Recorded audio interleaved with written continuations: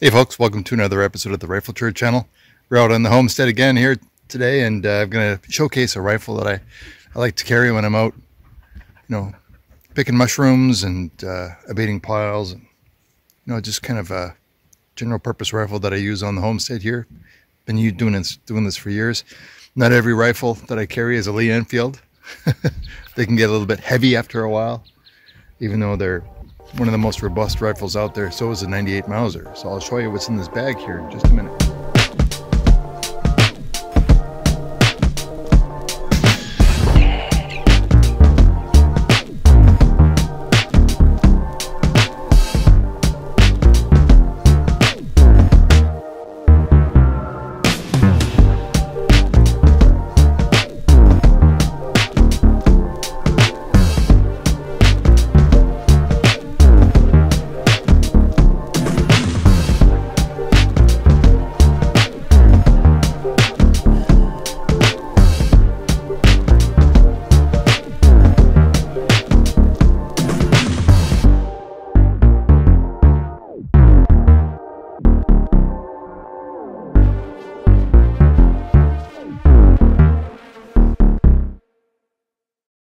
So the ZKK rifle, as you see here, this particular one was manufactured in 1966, which I believe was the first year of production.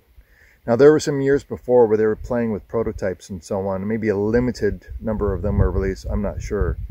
But I believe that the ZKK first started becoming more kind of common on the market around 1966. So this is basically the first year of production. Again, there are some former years where they were released, but I'm talking about really released, if you know what I mean. We're accessing the kind of the global market here to sell these rifles, and they were incredibly well received. This is basically the next iteration after the ZG47, which is my father's hunting rifle. That's the one he takes when he goes hunting. Also in 30-06, as is this particular model, 30-06. You can see it's got kind of an interesting sighting arrangement as well. If you press this button, rear peep sight pops up. You can see that. Do this so you can see. See that? Which is super cool. So I've got this one set here for 200 meters. So I'm dead bang on 200 meters. This which you can see over this quite nicely with the peep sight down, or up. But this here is set for 100 meters. There's a grass bead front sight. That's brass, and it balances incredibly well. I mean, that's basically right over top of the forward receiver screw. That's the point of balance right there. Right around there. Anyway. So very, very comfortable to carry out in the bush. You know, it's just right there. It is a flat top receiver, so you can, there are Bruno scope systems that just kind of sleeve onto there, and I've actually got one. The one I have is made out of aluminum, mind you. And it's relatively thin aluminum. I'm not quite sure who made it, but it bolts right on here. It bolts also onto the CZ550 line. There were a total of 3 different models of the ZKK. There was a ZKK 600, which is what we have here, which is your standard length action. It's a 30-06, 270 Winchester, 9.3 by 62, and so on. And then there was also the ZKK 601, which is your short action, 223, 308. I've seen a few of these in 223, but they seem to have the 1 in 12 twist barrel, which is a little bit slow for me. But one of these in 308 would be amazing. They also made the ZKK 602, which is your magnum length actions. And I've seen a few of those, and they're robust. They look like monsters. This is something you would definitely want to take to Africa. If you're going to be hunting lion, or, your 375 H&H and up kind of style of calibers. Anyhow, so as I recall, the rifle really kind of first came onto the market in any real numbers in around 1966, this is the first year of manufacture, and it's rifle number 405, which is really cool. So it's a very low number. And It's very interesting is that the receiver is a different type of finish than the barrel. So the receiver is some kind of a beautifully phosphated steel. This is the actions were made from steel from the Kladno factory in Czechoslovakia, the former Czechoslovakia, the Kladno factory. And there's a huge history behind that that company. But you can see the floor plate, other components are all blued steel. Barrel is blued steel. Receiver looks like some kind of a phosphate finish. Hollowed out bolt knob to manage for weight. This is not a lightweight rifle, but it's not a heavy rifle. I mean, there's actually not a lot of wood on this thing either. That looks like Circassian walnut from Turkey. Has the Z logo, as you see also on the receiver. That's a plastic butt plate. But you can also see the Z logo on the receiver as well. Bruno mark throughout. There are some numbers on here, but they're not really throughout the rifle like you would see in a military Model 98. So there's no numbers on the bolt. It just is what it is. Oh, there is a number on the bolt. Excuse me. Yeah, and it matches. Interesting enough is that there were two types of triggers that came with these rifles. One of them was curved, like your conventional kind of hunting rifle trigger. This one here is flat. It's a flat face trigger, which I think is really nice, and it's a set trigger, so you can move that forward, and then you have your set trigger, which is very, very light. I don't feel the need for that because you're sure you got a little bit of a two-stage trigger there, but I personally think they're quite nice. I don't need to change anything. Like I've almost never used a set trigger. Although it is nice. What else can I tell you about this thing? So the stocks, there were two styles. Here you have kind of the European style where the comb is kind of moving down this way. So this is so you can access your rear sights more comfortably. I mean, for example, a dangerous game rifle, you might want to run it without a scope. And, out here where I am, is that I'll run this thing with open sights, no problem whatsoever. But the other rifle came with a Monte Carlo stock. So I mean, really, I think the earlier ones, they may not have had the Monte Carlo stock. They may have been something that came later. But they both ran the same style of wood. Some of them I've seen them with nose caps and white line spacers around. This is pretty basic, but the quality of the wood is quite nice. All of these are hand checkered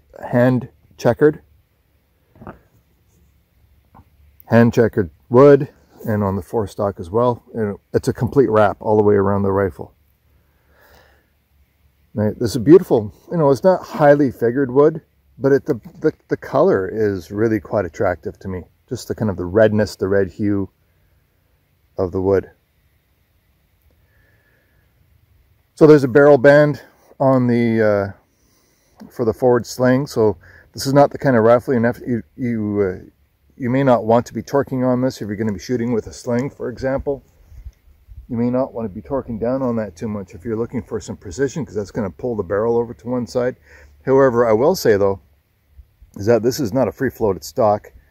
There are contact points obviously here, here, here, and here, right around the foretip of the stock. There's contact right here.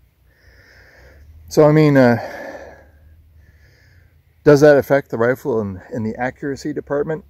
I suspect probably yes, but there are some big advantages for having your rifle so configured as well.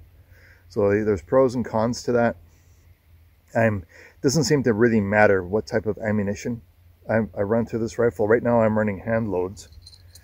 It's 180 grain, 30 caliber Hornady interlock, Winchester large rifle primer, and a Winchester brass, and a nice stiff charge of 48-31.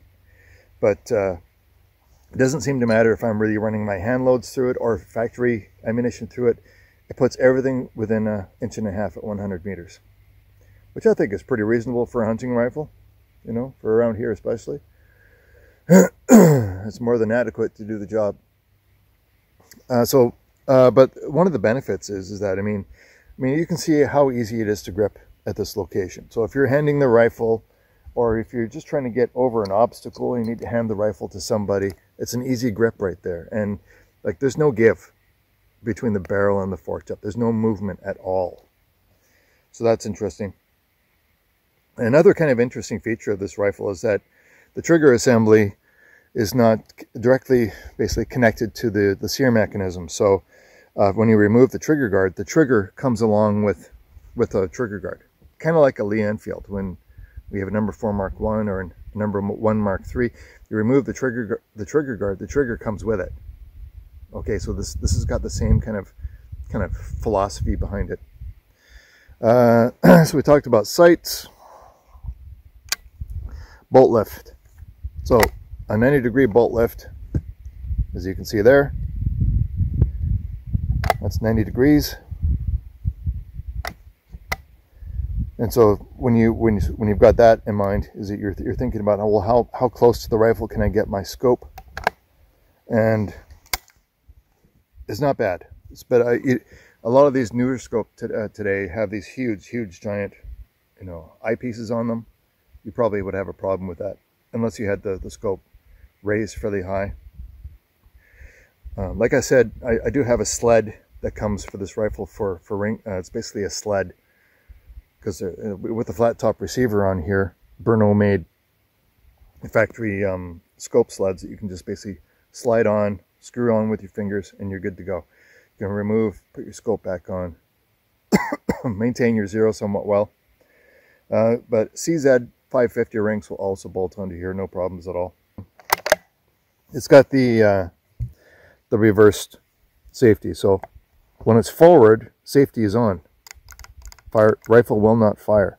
So that's kind of backwards from the North American standard. So with with safety to the rear, it'll fire. Just a little bit of it. You get used to it. You get used to it. All of the CZ rifles at the time were doing it. And when they came out with the CZ 550, they changed that. But in the day, that was the normal convention, and they swapped over to kind of the North American standard with the CZ 550. But you know, you get used to it. The Kuchi brothers of the Czech Republic, which I believe were also involved in the design of the CZ 75 pistol. So these are pretty smart folks that that designed this rifle. They designed 22 long rifles, a wide assortment of pistols and revolvers, and these rifles, you know, the grandchild of the ZG47. And there's some parts commonality between the ZG47 and this rifle. Not all of them, obviously. I mean, the bolt release is right here. Well, that's a bit of a difference. You press this button right here in order to get the bolt out. Of course, it's got the beautiful 98 extractor. Big claw extractor on there. Keep it oiled, keep it cleaned, and that is just so smooth. And no problem. I mean, if you're in a shooting position and you've got to shoot rapid fire, it's no problem.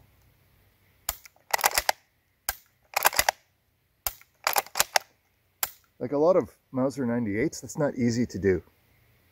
I mean, just the machining here is absolutely unbelievable to me.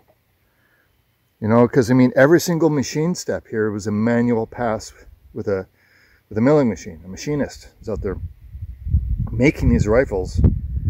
You've got to have people that are experts in their field. They're craftsmen to be able to produce a rifle like this.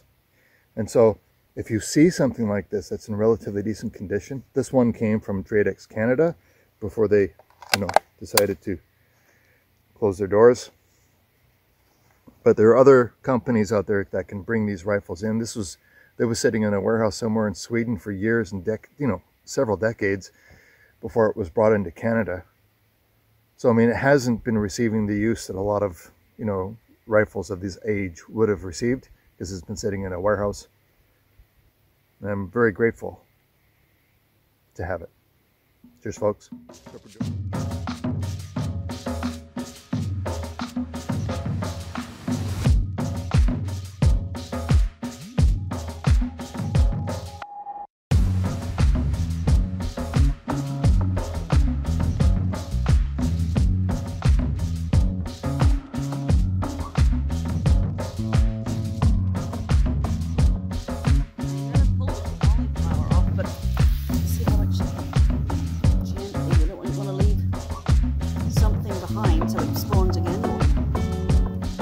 Yeah, we should leave something behind.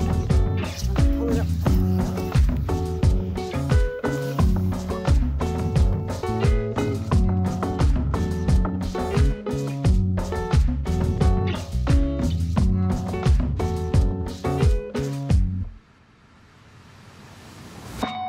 .180 Winchester Parmex bonded hollow point is shooting about the same as 180 grain Federal PowerShock, or shooting about the same as really old, about 20-year-old lot of Super X Winchester soft point. Again, the modern day equivalent is shooting about the same. 180 grain Remington Core-Lokt shot that quite well. If there's a fire broadcasting across this road, there's a control point this road, which means it's a good defensible line for you to put up a defensive position to fight the fire, but to have any kind of ladder or fuel removal that you can around these areas to assist, you gotta abate it.